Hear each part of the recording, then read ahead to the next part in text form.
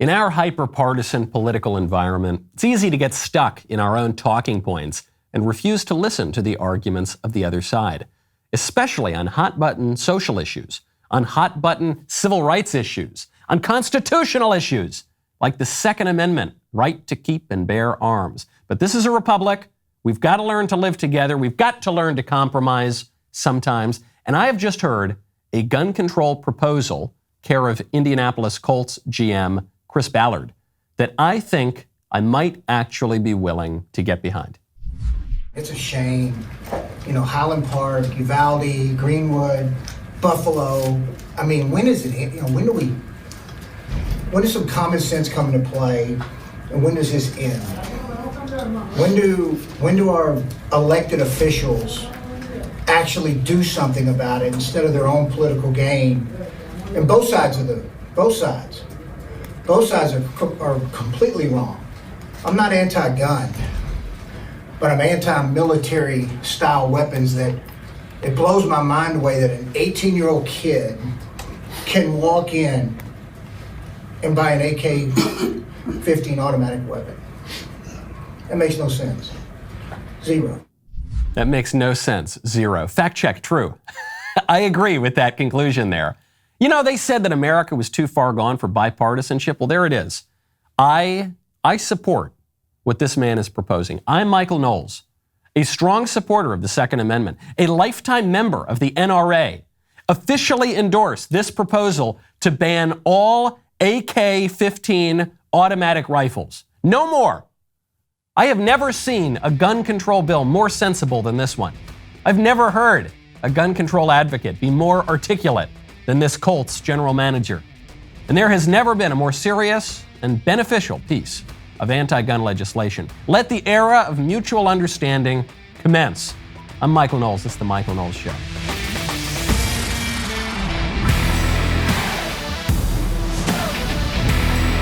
Welcome back to the show. My favorite comment yesterday was not from any of you. You sent me some very nice comments too. But my absolute favorite comment was from an obstetrician who said, Mr. Knowles, here is your baby boy. Very nice of all of you to send in nice notes as well. Yes, my second child was born yesterday. It's been great. I've been awake with intermittent bits of closing my eyes for about 36 or 48 hours now. And I said, I am not missing my show today. No, sir. We have got a responsibility, not just to the listeners, but to America. So immediately after my show, I will be going back to the hospital and spending the rest of the day with my cute little newborn baby boy. But thank you to all of you for the very fine comments. When you see your child for the first time, it makes you think not just about life, but about death. What is going to happen to these sweet little babies when someday you are no longer with us? How will you prepare yourself? Well, the answer, my friends, is Epic Will. Right now, go to epicwill.com, use code Knowles. For all you adventurous spirits out there, did you know, here's a fun fact, 100% of people who skydive will die. 100%. 100% of people who breathe also will die. Whatever you do, however you try to avoid it, you will die. No one here gets out alive. And you got to make sure that you take care of your sweet little beautiful babies, your kids. You got to make sure you take care of the people who love you. And you got to make those important decisions about what's going to happen to you and to all your stuff and to your family so that your loved ones aren't stuck in a lurch when you finally kick the bucket. A will is not even primarily about you. It's about all those loved ones and the hard decisions they are going to face when something happens to you. I won't even say if, because it is inevitable, my friends. Sorry that this is a little bit of a downer, but that's how it goes. That's why you got to go to Epic Will. Get your whole will sorted out. You can do it. It's very, very quick. It's extremely inexpensive if you go to Epic Will. Use promo code Knowles, Knowles. You will save 10% on Epic Will's complete will package. They'll set you up with a will in as little as 5 minutes. It's about $119 to secure your family's future. Unbelievable deal. Without a will, you're going to hand your stuff and your money over to people who don't like you very much. I'm talking about the government. I'm talking about all sorts of bad folks. Don't do it. Go to epicwill.com. Use code Knowles today. Speaking of life and death, this gun control proposal from the Colts GM it's so beautiful because it perfectly typifies all of the anti-gun proposals that you hear from the left. That guy obviously doesn't know anything about politics. He doesn't know anything about anything. Maybe he knows a little bit about sports, but even that I'm not so sure. And so he goes out and he pontificates about guns. And all he does is repeat the same meaningless talking points that he's heard on CNN or from some late night mainstream comedian, Stephen Colbert or something like that. And he just recites them completely mindlessly, like a non-playing character in this video game called America. And he never even stops to examine what they might mean. So he says, look, I'm not anti-gun. I'm anti-military kind of gun. What do we mean by a military gun? The kind of guns that are used for assaults.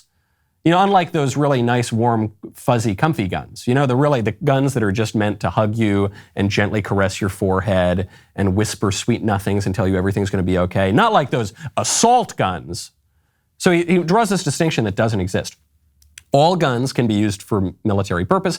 All guns are intended not just to assault people, but to kill people. That's the point of a gun, is to kill people and kill them dead. He then refers to the AK-15, which does not exist. The gun to which I suspect he is referring is the AR-15. He says this is an automatic weapon. The AR-15 is not an automatic weapon. You all know all of this. I'm not telling you anything that you don't know.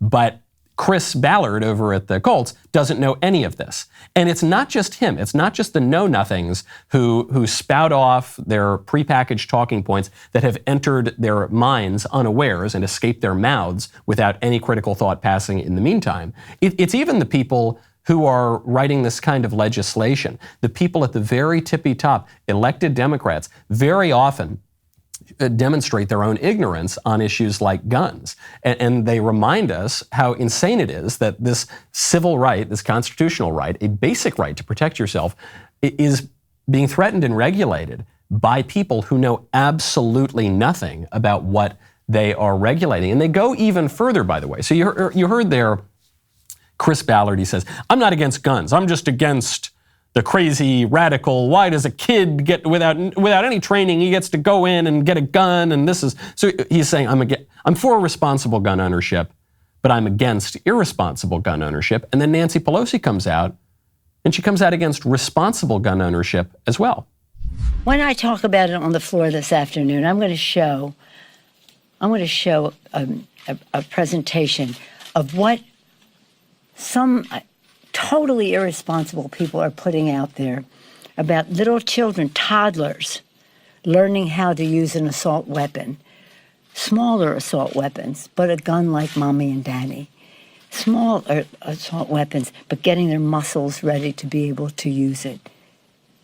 Is that sick? Is that sick? So I don't know what guns she's referring to. Maybe that's what the AK-15 is. Maybe Chris Ballard and Nancy Pelosi know something we don't know. I have never seen an AR-15 in a toddler size.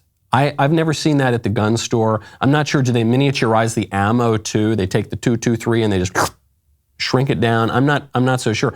Is she just referring to a little toy gun? Yeah, kids have little toy guns. I had little toy guns. My children will have little toy guns. There'll be squirt guns, maybe a Nerf gun. We all have them. Is that what she's saying is so irresponsible? Or no, is she saying it's irresponsible that parents are familiarizing their children with guns? Because if that's what she's saying, then it's completely the opposite, isn't it? The irresponsible thing to do if you're a gun owner and you have guns in your home is to not tell your kids anything about it. That's the most irresponsible thing you can do. You just kind of leave them out, or you even hide them, but you never familiarize your kids with them. And so one day your kids are going to find them, they're not going to know what to do, and God forbid something terrible could happen. That's irresponsible gun ownership. Responsible gun ownership, especially if you have a family, is familiarizing your kids with these weapons, showing them how to hold them, how not to hold them, not to use them. If mommy and daddy aren't around, and don't load the gun, don't do this. This is what they do. That's the most responsible gun ownership that there can be. You're saying this is a weapon. We're going to exercise this right in our home, but we're going to be very, very careful. This is a powerful thing, so don't get out of control here. What Pelosi is showing us is that she's not just against irresponsible gun ownership, she and the Democrats are against responsible gun ownership as well. In fact, they're especially against responsible gun ownership because all the gangbangers in Chicago, those guys get off the hook. When we talk about the gangsters who are committing the actual gun-related crimes in Chicago, in New York, in Los Angeles, those are the people that we are told need to be let off the hook. Society has failed them. We've got an over-incarceration problem. We've got to let them back on the street. All those George Soros-backed DAs, all those extreme liberal DAs that are even now being recalled in liberal cities, they're saying, oh, let those people with their guns back onto the street. The people they're going after are you. They're going after responsible gun owners who don't commit crimes, who follow the law. They're trying to take away your weapons. They're trying to take away your AK-15s, okay? They're trying to take away your rifles that are not used, that are statistically used in virtually no homicides per year. That's what they're after. Because in many ways, the Democrats support a kind of tactical lawlessness. This is sometimes called anarcho-tyranny. And it's that the Democrats encourage a certain kind of chaos and social disorder so that they can take more power and claim a greater crisis and use that crisis for a political end. Never let a crisis go to waste. This is why the libs will encourage BLM rioters to burn down half the country. They do it, even if it's going to hurt some of their storefronts, even if it's going to damage some of their cities, it permits them to take more power. That's what we're seeing here. When you see these gun control bills, every single one in recent decades that go up, it's not to stop BLM from tyrannizing your city. It's not to stop Antifa. It's not even to stop mass shootings. None of the gun control laws that have been proposed in recent years would have stopped the mass shootings. There was a very famous fact check from the Washington Post on this very point just 6 or 7 years ago, but the point still holds up today. The point of all of these gun laws is to take the guns away from you. I've had kids on the mind recently. I don't know what it is. When I think about the future of our country and the future for our kids, think about PragerU Kids. Right now, head on over to PragerUkids.com. If you, like me, have kids on the mind, have you seen what your kids are watching on TV, what they're learning in school? Marxism, socialism, critical race theory. They're starting kids as young as kindergarten, as young as preschool on this stuff. Disney's recent directives to de-gender children. Executives quote, not so secret gay agenda to push the non-binary pansexual ideologies into kids' movies. America's system of educating our kids has been completely hijacked by the left. And guess what? Parents and upstanding educators are fighting back with PragerU Kids. PragerU Kids is here to help. From animated shows, illustrated books, and digital magazines, PragerU Kids offers entertaining and educational content to equip families to save their kids and the future of America. You look in a classroom, it's like a crystal ball about the future of your country, okay? So get tons of resources to watch at home and in classrooms by downloading the PragerU app to your smart TV and devices. Go to PragerUkids.com right now. Enjoy all their great content and support PragerU in their efforts to get America back on track. Subscribe now. Don't miss PragerU's incredible free kids content. You know, I myself am a PragerU host. I host the book club over there. Lots of 5-minute videos. The kids stuff is fabulous. Go to PragerUkids.com today. Speaking of bad liberal policies, inflation is at 40-year highs. Everything is more expensive. That is harmful to everybody, but everybody except the federal government, actually. Inflation is very good for the federal government because the United States government owns an insane amount of debt, and when inflation is very high, then that debt is much less expensive to carry because the dollar just isn't worth the same amount that it was a year ago or 6 months ago or even a few months ago. So the only people who benefit actually from high inflation are governments and people who hold huge amounts of debt. But for the rest of us, it's really, really painful at the gas pump, at the grocery store. And so how are Democrats going to combat this kind of inflation? Are they going to produce more domestic energy? That would be the easiest thing to do to combat inflation. Inflation is being driven by high energy prices. Joe Biden shut down new pipelines in America, and he shut down new oil and gas leases. So the easiest thing you could do would be to greenlight more American energy. That would instantly bring down inflation. Joe Biden refuses to do that. One of the excuses the Democrats use is they say, well, it would take a year or a year and a half to get up and running. Yeah, okay, Joe Biden's been in office for more than a year and a half. If he had done this a year and a half ago, we wouldn't be in this mess right now. So are they going to do that? No. They're not going to increase energy. Are they going to, I don't know. There's nothing really you can do now about the war in Ukraine, which Joe Biden almost single-handedly caused, in the words of Ukraine President Vladimir Zelensky, by greenlighting Russia's oil pipeline and literally inviting Putin to invade when he said, if the Russians invade part of Ukraine as a minor incursion, we won't do anything about it. So that has driven energy prices through the roof. That's a really big problem. What else? There are lots of things that what could the Democrats do? Stop just printing money and giving it to everybody. That would be another way to stop inflation. No, they're not going to do any of that. They're going to pass the Inflation Reduction Act of 2022. That sounds good. I want to reduce inflation. So there was a study that was just taken. This was taken by Penn Wharton. So this is probably the most prestigious business school in the country. According to Penn Wharton, the Inflation Reduction Act of 2022 may actually very likely increase inflation over the next 2 years. You leave it to the Democrats. It does exactly the opposite of what it says it will do. According to this study, inflation could rise by 0.05% over the next 2 years. So this is marginal. We're not saying this is definitely going to happen. It's statistically not very significant, but it is kind of funny, kind of ironic that inflation would be going in the opposite direction. You could then later on get a marginal drop by the late 2020s in inflation, but it's not going to achieve anything near what we're being told it will. What does the Inflation Reduction Act do? Pretty much it just raises taxes and spends money on environmentalism, on the green agenda. That's what it does. It is just like every other Democrat spending bill. They just happen to title this one the Inflation Reduction Act, the Whatever You Care About Now Act of 2022. But it's just a regular Democrat bill, hiking taxes on the people they don't like very much and spending more money on the green agenda. This is the Democrats' MO. This is what they do. The Democrats are responsible for inflation. Republicans share a little bit of blame, but not very much. They share a little bit of blame because some of the Republicans went along with shutting the country down. And shutting the country down did screw up supply chains and did screw up the order of the economy and demand, such that when the economy reopened and demand spiked, that did contribute to inflation. So Republicans have a little bit of the blame here, but it's mostly Democrats. Democrats were the ones pushing for the lockdowns. It was Fauci. It was Biden.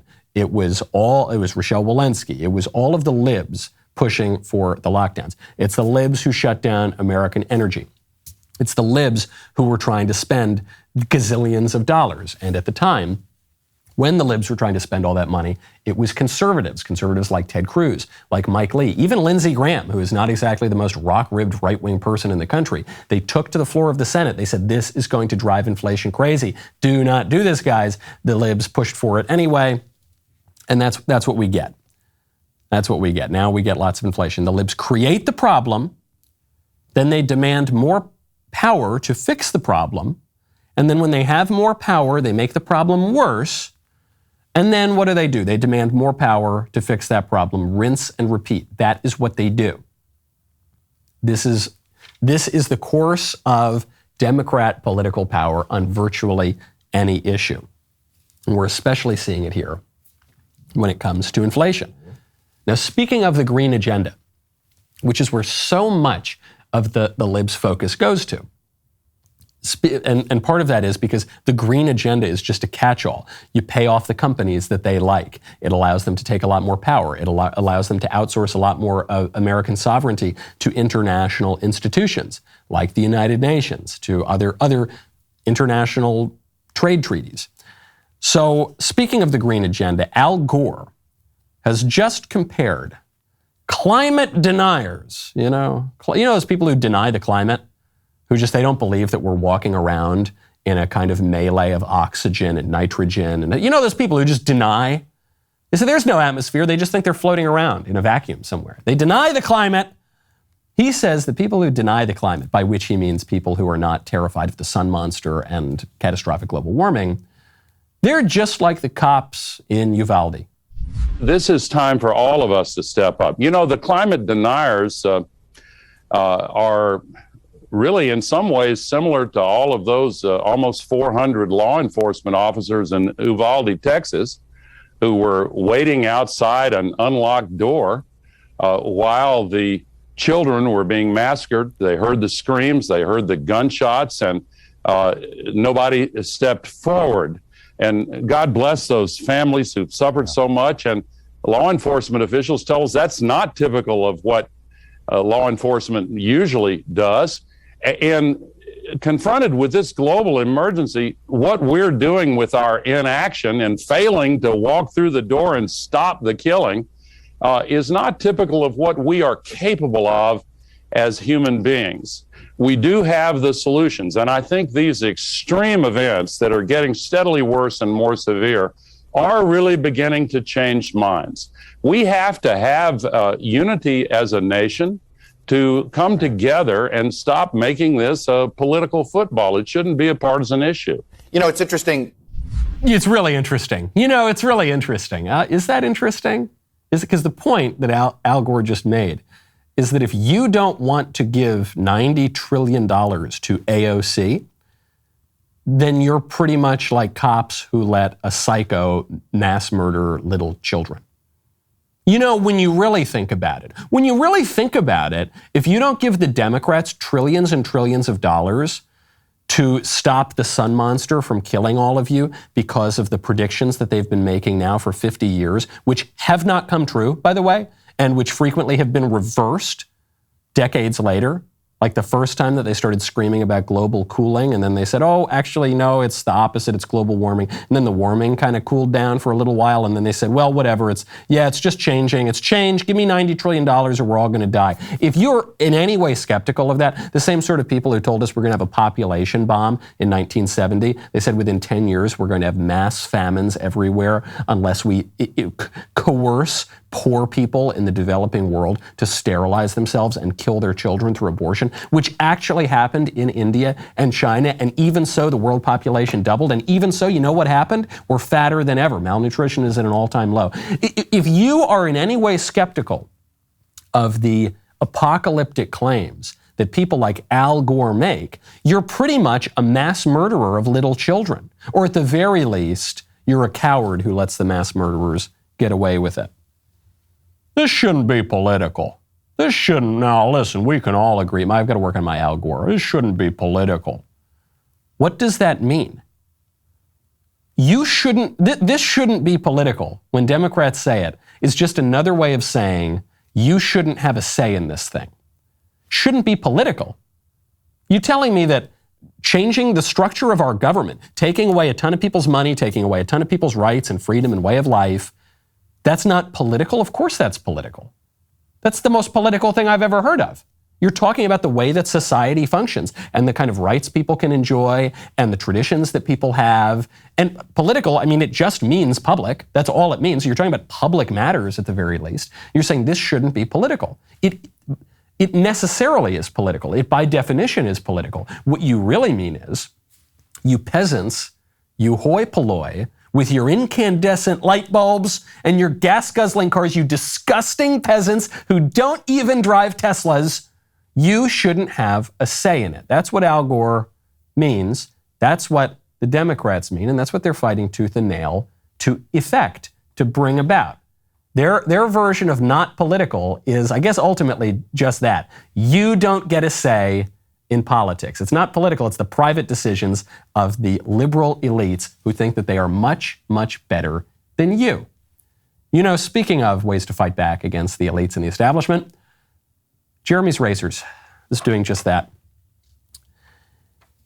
This is the moment in the show where in the years past, I would have read you an ad for Harry's Razors. I would have said, hey you millions of listeners out there, I love Harry's. Go out and buy a Harry's razor. But I'm not going to do that because I don't love Harry's. I hate Harry's. If you don't know the story, Harry's used to advertise on our shows until, okay, I'll take responsibility. It was me. I said on another show years prior, even before Harry's joined as a sponsor, I agreed with the assessment that boys are boys and girls are girls. And this was too much. This was too much for our sponsor. Harry's, which then pulled their ads due to, quote, values misalignment. Well, we're not going to promote products that hate your beliefs and hate you. So we did the only thing that makes sense. We launched our own razor company, Jeremy's Razors. Every Jeremy's Razors kit comes with a premium razor, 2 sets of blades, shaving cream, and aftershave balm. It's a beautiful thing to behold. Over 70,000 kits have already shipped. So instead of telling you that I'm a big fan of Harry's, I'm here to tell you about the thousands of ex-Harry's fans and customers who have thrown their razors in the trash, like me. I did that too. I used to use Harry's. I threw it in the trash, switched to Jeremy's. Do not go to harrys.com. Go to IHateHarrys.com. Get your Jeremy's Razors Founders Kit. It's time to stop giving your money to woke corporations that hate you. Give it to Jeremy instead. We'll be right back with a lot more.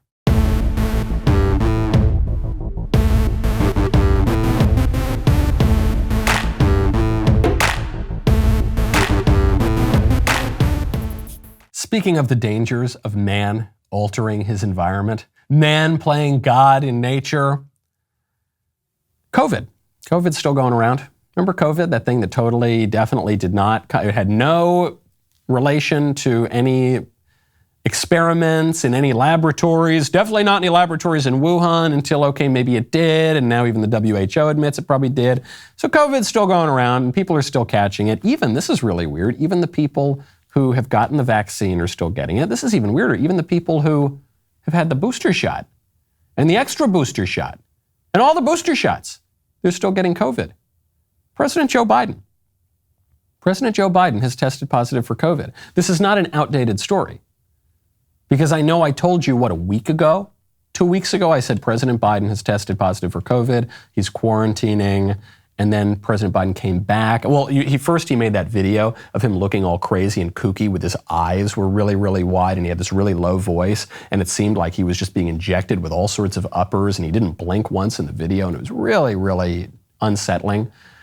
And who knows what the guy was on in that video. But then, okay, COVID passed, he recovered, he went back to work. Now he's tested positive for COVID again. President Biden has said, this is President Biden's doctor, after testing negative on Tuesday evening, Wednesday morning, Thursday morning, and Friday morning, the president tested positive late Saturday morning by antigen testing. This, in fact, represents rebound positivity, whatever that is. I guess he's got COVID again, and he's quarantining again.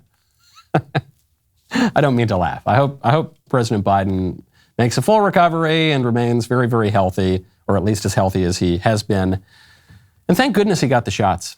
You know, could you imagine how bad it would be had he not gotten all the shots and all the vaccines, which are super duper safe and effective, and they're really, really good at preventing you from catching COVID and from transmitting COVID. Oh, sorry, they changed that. Even though they initially told us, Biden, Walensky, and Fauci all told us, if you get the shot, you will not catch COVID. You will not spread COVID. Then they just gaslit all of us and said they never really said that. And then they said the purpose of a vaccine is not to stop you from getting it, but it's actually to stop you from having really harsh symptoms. And then Biden had real symptoms anyway, and he had to quarantine, and he obviously sounded and looked terrible. And then he recovered, and then he got it again. Gosh, he might have gotten COVID 3 times in 2 weeks had he not had the shots, right? He might have gotten it a 4th time in 2 weeks had he not had the shots. Thank goodness it was only 2. Thank you, Pfizer. Thank you, Moderna. That's really great. Speaking of plagues, monkeypox has become the anti-COVID.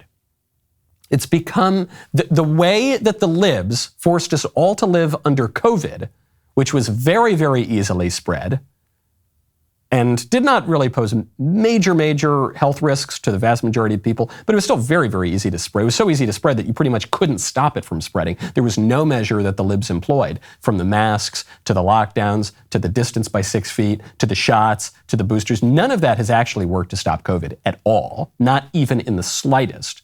And yet they made us shut down our lives for 2 years. Then monkeypox, which can be a little bit more dangerous, but is not very easily spread. There's pretty much only one way to spread it, and it's not very pleasant, at least in the minds of the vast majority of people.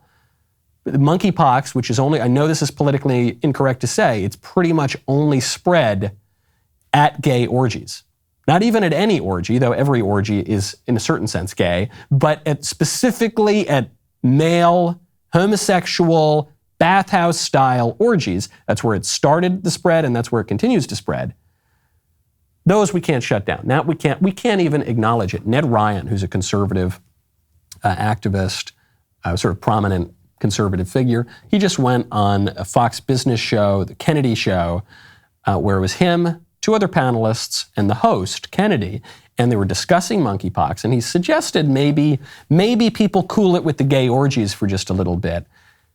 All three other people on screen jumped down his throat for it. As for monkeypox, I think there's a pretty good rule in life. Don't attend gay orgies. When you look at the New England Journal's report of the 528 cases they reviewed. Ned, come on, man. It's not about gay. How about not any orgies? Go look at the New England Journal's report that NBC News reported on Friday, in which of the 528 cases they reviewed, 95% were sex between men. I think we actually have to have a serious conversation about where this is coming from. When I'm done, Brad, you can talk. Instead of going crazy and declaring a national pandemic when 3,000 people have it right now, it's insane. I don't know, man. You don't have to be gay to get monkeypox, and you don't have to be bigoted when you talk about treating something that is that easily spread, Marie. It's not bigoted. Yeah, it is. This is science, Kennedy. 95% of the cases from the New England Journal. You know what? I'm going to let Brad respond, okay? That kind of, I will use the term, bigoted language that makes it seem like the only people that get this are from one group of Americans. Hey, guess what? Gay men also have friends and family members and colleagues, and this is not just transmitted through sexual activity.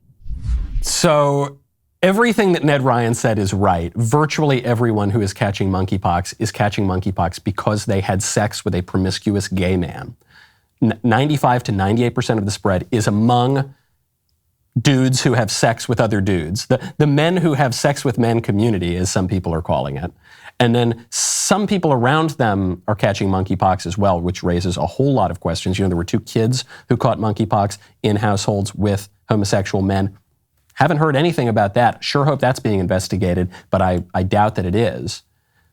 What Ned Ryan said is right. And by the way, if you want to prevent people from catching monkeypox, if you care about the homosexuals who are at risk of getting monkeypox, which is specifically homosexuals who are getting frisky with lots and lots of other homosexuals in promiscuous sex and orgies, you would want this information to be out there. You'd want people to know the risks, right? So he just reads a news report from a left-wing source from a medical journal. And the 3 people on screen say that's bigoted. Those are hate facts.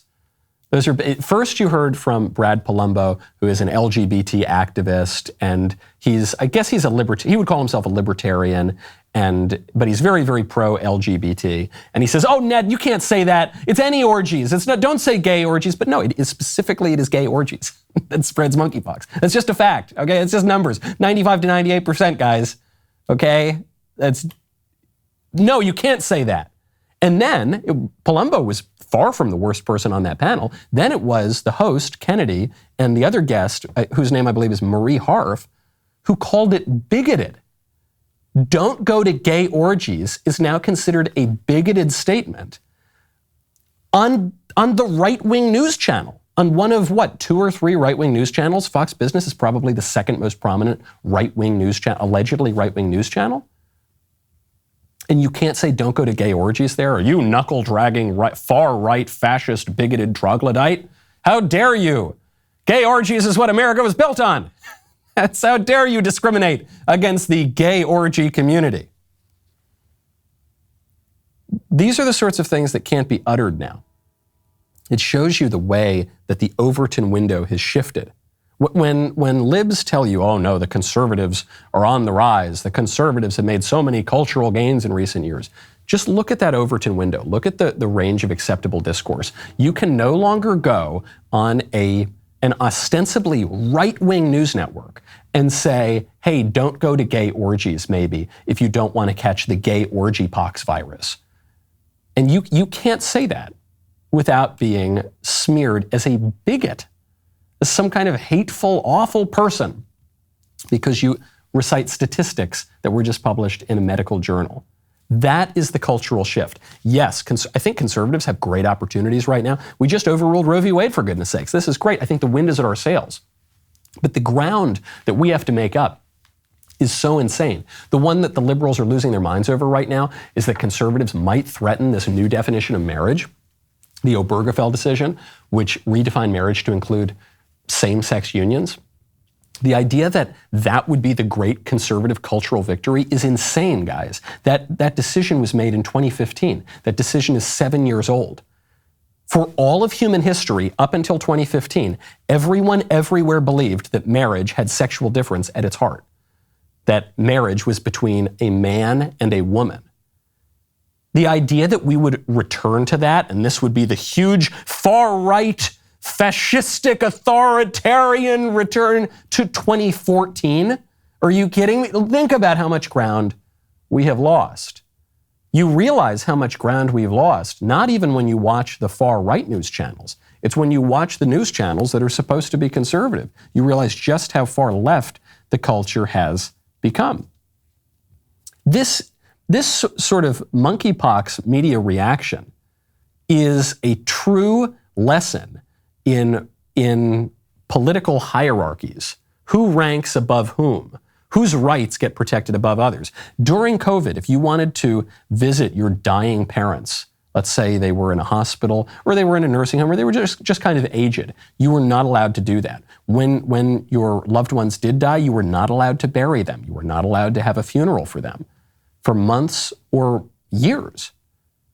George Floyd was allowed to have 4 funerals, but you were not allowed to have funerals for your family members. You were not allowed to go to church. You were not allowed to go to work. You were not allowed to open your business in a lot of places. You were not allowed to do much of anything. The pot dispensaries in California, those stayed open. That was kind of weird. Churches were closed, but the pot dispensaries were open. Okay, that kind of showed, that gave you a little inkling, maybe this isn't just about what's safe and what's healthy. Maybe this is about the political preferences of the ruling elite. Maybe this was about giving special privileges to certain groups and discriminating against other groups. And then monkeypox shows it for certain. We shut down the entire world for over 2 years. Certainly you shut down the country for a cough that was unpreventable. But you won't even shut down the gay bathhouses to stop the gay bathhouse virus. You won't stop it. You won't do it.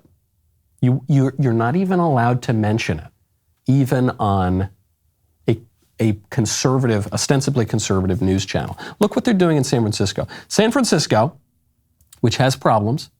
San Francisco, not the most orderly city in the world. San Francisco is hoping to host its annual sex festival. It's a sex festival specifically for gay men. It's called the Up Your Alley Leather Fetish Festival. Ugh. I actually hadn't even read the name. I read that there was this festival. I hadn't read the name. That is totally gross. It makes the story even grosser than initially I thought it was. So they have this leather gay festival in San Francisco. Not exactly a man bites dog story, but the festival is taking place while there is a virus that is spreading at gay orgies. So you would think they would shut it down, right? No. San Francisco refuses to shut down this event. The festival has been running since 1985, and they are not going to shut it down even while a virus is spreading at the gay orgies. It's not about what's safe. It's not about what's healthy. It's about what do we want to do. We as a society, well, San Francisco as a society, does not value church, does not value small businesses, does not value your family having funerals for dead loved ones, does not value Thanksgiving celebrations, does not value high school graduations, does not value prom, does not value any of the things that got shut down for COVID. But San Francisco sure as hell values gay leather orgies. And so they're going to shut down all the first ones. They're not going to shut down that last one. And this, it gets right back to Al Gore's point. This should not be political. This should not. Why are we making this issue of all your rights and your money and your traditions in your country? Why are we making this political? What this is about is, what do we want to do? What do we want to live with? During COVID, I not only would have lived with the risk of COVID, I not only would have gone back to work and traveled and seen my friends and gone to holidays and not worn the stupid mask and avoided all the ridiculous measures that the libs pushed on us, but I actually did. I did. I went back to work. They forced us all to work from home. I lasted 24 to 36 hours, and then I just went back to the studio, and it was pretty much just me and Jeremy at the studio for 6 months at a time, because I said, I'm not doing this. I'm not going to work from home. I'm not going to quarantine. I'm going to go to all my holidays. I'm going to go to Easter Sunday dinner, and I'm going to travel, and I'm just going to live my life, okay? I made that choice. The political society said, no, we're not going to do that, okay? But I don't value gay orgies in that way, okay? I don't value bathhouses and leather festivals and all that. I don't value that. And I don't think there's any reason to tolerate that stuff, period, but certainly not when there's the spread of a virus, specifically at these places. You have the political right to say that. No matter what they tell you on whatever news show, even if it's on a technically or ostensibly right-wing news show, you have the right to say that. You have the right to moral views. You have the right to political views. You have the right to social preferences. You have the right to an opinion on matters of public health and the economy and the national order. You have a right to those things. And you can say, no, Al Gore, I'm not going to let you make me use those ugly fluorescent light bulbs. No, San Francisco, I'm not going to let you shut down my church. And no, I'm not going to even let you keep the bathhouses and the leather parties open, okay? We have not just individual rights, but there is a higher sort of political right. Those are political rights. An individual right is not really political in the sense that political is public. It involves other people. And the Founding Fathers talked about this, and Edmund Burke has talked about this, and all the great conservatives have talked about how that higher expression of our liberty and our freedom is political when we as a community say, this is how we want to live, this is how we want to flourish. Speaking of the rainbow, a female soccer player has just been sidelined for refusing to wear the rainbow. Her name is Jaylene Daniels. I'm not the most up-to-date on female soccer news. She's the North Carolina Courage defender, and she was sidelined for the team's Friday soccer game because she refused to wear an LGBT rainbow on her jersey. She didn't agree with the rainbow. She's not down with the rainbow. And so she didn't want to wear the rainbow flag. If you are a, say, Christian, or I would suspect a Jew or a Muslim, or if you have any kind of traditional view of sexual ethics, you can't wear the rainbow. So she says, okay, I'm not going to wear the rainbow. They said, that's fine, you don't get to play. You're going to be discriminated against for your views on these matters. The team said, Jaylene will not be rostered tonight as she's made the decision not to wear our Pride jersey. While we're disappointed with her choice, we respect her right to make the decision for herself. We're excited to celebrate the LGBTQIA+ community with our fans, players, and staff tonight, and look forward to hosting our first ever Pride Festival before knockoff. Or before kickoff, rather, not knockoff. Do you think it would be right to force a Jew or a Muslim to wear a Christmas sweater to work? Let's say it's Christmas time and there's going to be a Christmas party at work, whether we're talking about they work at a soccer team or they work at an accounting firm. Do you think it would be right to tell the Jew or the Muslim, hey, you've got to wear the Christmas sweater? In fact, not just you've got to wear a nativity scene sweater. Does that sit right to you? For most people in our liberal culture, they would say, no, that doesn't sit right. I don't think you should do that. That would be wrong. It is much more egregious to force someone to wear the rainbow, because while the Christmas season is deeply, deeply embedded in our culture, and still, you wouldn't say like, hey, Ben, hey, Shapiro, put the Christmas sweater on. No one would say that. But the pride flag, the pride movement is a relatively new movement. It's extremely radical in our culture. It's opposed by huge swaths of our culture. Now you're saying, well, if you won't wear my version, my sexual preferences, my contradiction of traditional sexual ethics on your sleeve, literally on your sleeve, then you don't get to come to work. Then you, practically speaking, don't have a job, at least while I'm forcing everyone to wear this. It's obviously wrong. You can tell that it's wrong when you put it in those terms, but the culture doesn't see that it's wrong. It goes right back to that Seinfeld episode where everyone tries to make Kramer wear the little ribbon. Remember, during AIDS, everyone wore a ribbon. You said, you have to wear a ribbon, especially in New York. Why aren't you wearing the ribbon? I said, I don't want to wear the ribbon. I hope people recover from this disease, but I don't want to wear the ribbon. Said, well, you have to wear it. You all have to do it. You have to show that you are on my team. when it comes to this political matter. And if you don't, they'll crush you. They'll absolutely crush you. Speaking of religion, Nichelle Nichols died. She was an actress. She was in Star Trek. She was a left-wing activist and a widely beloved cultural figure. She died. She was quite aged, so it's not like she flipped her Corvette. And it's sad, and tributes were pouring in for her. One of the main tributes to her, and this became a trending phrase on social media yesterday, was rest in power. So I have basically nothing to say about Nichelle Nichols. I didn't follow her career, her acting, or her activism. I'm not a Trekkie, so I don't wish her any ill. She seems like a lovely lady. Rest in peace. But rest in peace.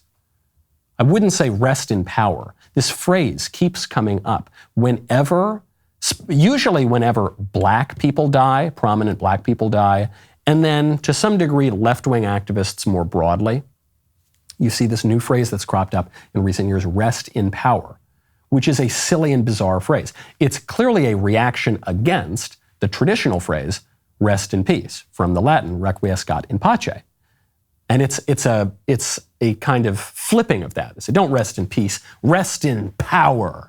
And a lot of the imagery from it comes from the Black Power movement, the fist in the air, which has become an even more important leftist symbol in recent years. We're going to have power, not just peace. A politics that does not seek a kind of reasoned and logical and ultimately peaceful coexistence, but a politics that is just about the raw pursuit of power and interest and clobbering the other guy.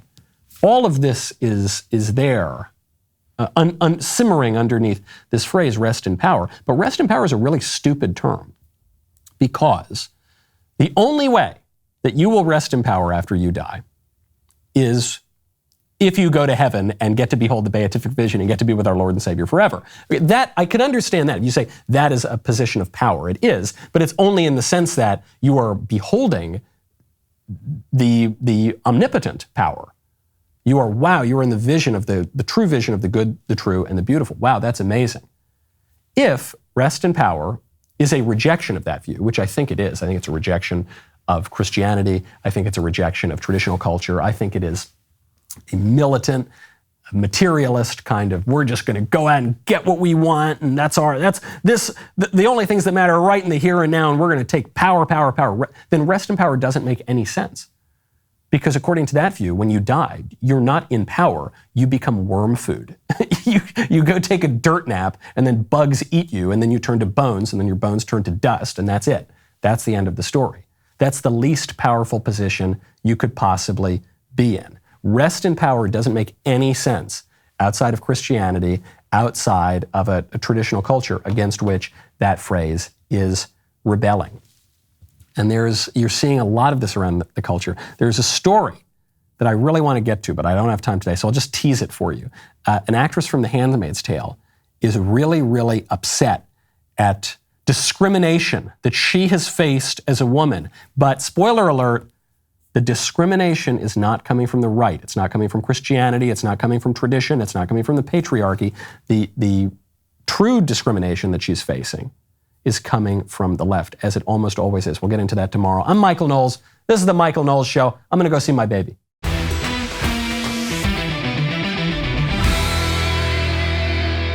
The Michael Knowles Show is produced by Ben Davies. Executive producer, Jeremy Boring. Supervising producer, Mathis Glover. Production manager, Pavel Vidovsky.